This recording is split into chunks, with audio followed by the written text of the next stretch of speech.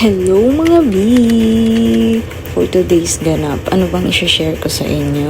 Another off day nga pala ito. So, ito yung Sunday na may bagyo. Naka-T9 pagising ko. Ayun yung nakita ko sa window ko.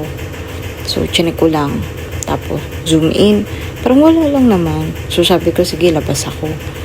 Tapos, nung paglabas ko sa baba, ayun yung bumungad sa akin. So, syempre, ang person, di ba? Wow! Gumanon. Hindi sabi ko, ay hala, hindi ko carry yung hangin. Baka tangayin ako. Kaya sige, balik na lang tayo sa taas. Tingnan natin kung titigil yan. Kasi sabi naman nila, baka humina. So sige, makinig tayo sa kanila. So, ayan nga. Binibidyohan ko lang. Lakas ng hangin yun, nakakaloka. Pero nakakatuwa. Experience yan. Ano ba talaga? Sira ulo ka lang, te? Natutuwa ka sa lakas ng hangin na yan. Pero wala, hindi naman kasi siya ramdam sa loob ng unit, di ba? So, parang wow, ganun yung feeling. So, ayan, nag-decide na akong umakyat, bumalik. Di ba? Sayang yung outfit. Gugura na sana ang person eh. Kaso wala. Napa-akyat ka ulit eh. Paano? Lakas ng hangin, ang lakas ng bagyo, ganun. Tapos, fast forward, mga around 12 na to, niyaya na ako nung kaibigan kong kumain sa baba. Kasi yung tinitirahan naman namin is connected naman siya sa mall sa baba. So, niyaya na niya ako. Sabi ko, sige, baba na tayo, gutom na rin naman ako. Ang nakapag-decide kami na sa KFC na lang kumain. So, ayan na nga. Ang haba ng pila dyan kasi ang mga ate nyo nagsilabasan na. Eh, syempre nga naman, Sunday, di ba? Yan yung rest day mo. Eh, tapos biglang bumagyo pa nung umaga. Kaya, ayun, naglabasan na nung around 12 yata yan, 12 or 1. Tapos, nung dumating na yung order namin, nung okay na, ayan, nag-decide na kami kumain, tapos, more on chika-chika. Kaso nga, kasi syempre, sa dami ng mga customer, hirap silang maghanap ng upuan kasi hindi kinilaki yung mga space ng fast food chain dito actually. Parang mabilisan yung kain tapos may kasunod na naman. So, ayun. Parang share ng upuan para magkasya ang mga ate nyo, mga B, kain-kain. Eh kaso, syempre ako, tsaka 2 friend ko, in-enjoy namin yung pagkain. So, parang chika, habang kumakain, kahit mabagal, walang pake. Walang pake alam sa paligid, more on chika lang. Actually, ano ba pinag-uusapan namin dito? Tukol lang naman sa buhay-buhay namin, di ba? Kung paano yung buhay sa Pinas, yung buhay dito, ganun-ganun kadramahan lang sa buhay. Tapos, may mga konting kalokohan din. Pero syempre, kalokohan yan tungkol sa mga pinagagawa namin sa 6 days namin, gano'n. Mga kung anik-anik na, mga walang kakwenta-kwentang bagay. Ayun yung pinagkukwentuhan namin. Tapos, ayan. Ako, tamang wala naman akong magawa eh. Tamang video lang, tamang picture lang, tamang selfie. Until nag-decide yung isa naming kaibigan. Sabi niya, uy, punta ako sa inyo dyan, igala niyo ako. Kasi nga, di ba, connected naman kami sa mall.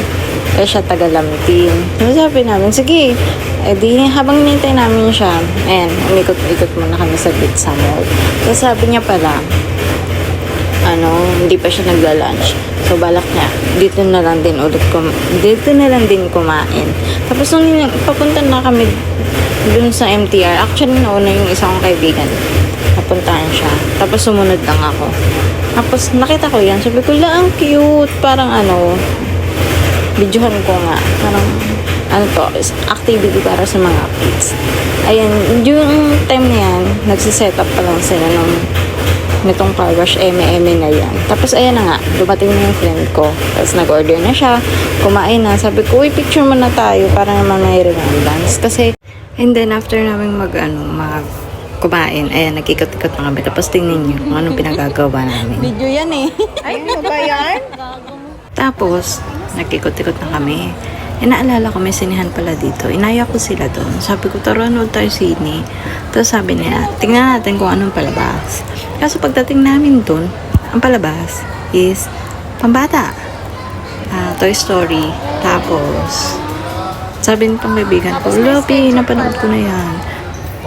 Tapos sabi ko, okay, sige, napanood mo na. Huwag na.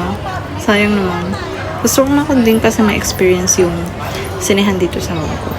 Before sa Malaysia, na-experience ko na yun. So, parang another experience sana kung makapanood ko dito. Makapanood ako dito sa Hong Kong.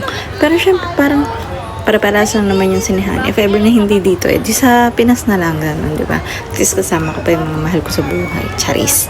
Tapos, after namin dumaan sa sinehan, nag-ikot-ikot na kami. Naghahanap lang kung ano-ano. Inikot lang talaga namin yung buong mall.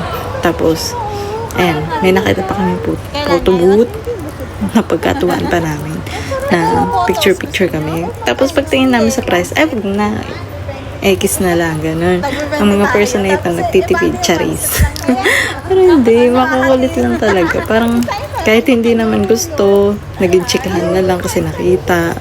Tapos, ikot na naman. Walang katapusan lakad. Actually, saglit lang naman yan eh. Kasi nga, late na kami bumaba, di ba? Late na nag-start yung day namin. Tapos, ayan, umikot lang talaga kami. Then, hanggang sa nakapag-decide na, ay, tara, mag-ice cream na lang muna tayo sa McDo bago tayo magsiuwi.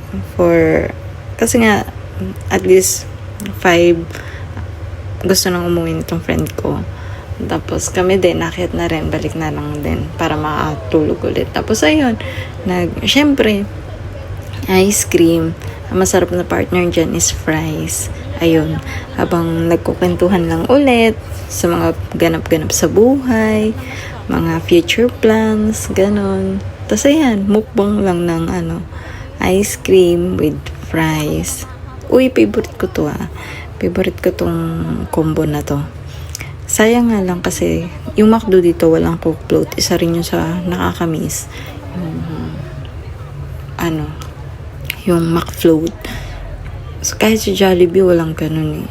Yun, nakakamiss. Tapos ayan, video lang, picture. For memories, yun lang naman yung mga gusto kong i-capture. Kasi 'di ba, at least mababalikan na, uy, once in a lifetime, charis. May ganun ganap. Yun lang, bye!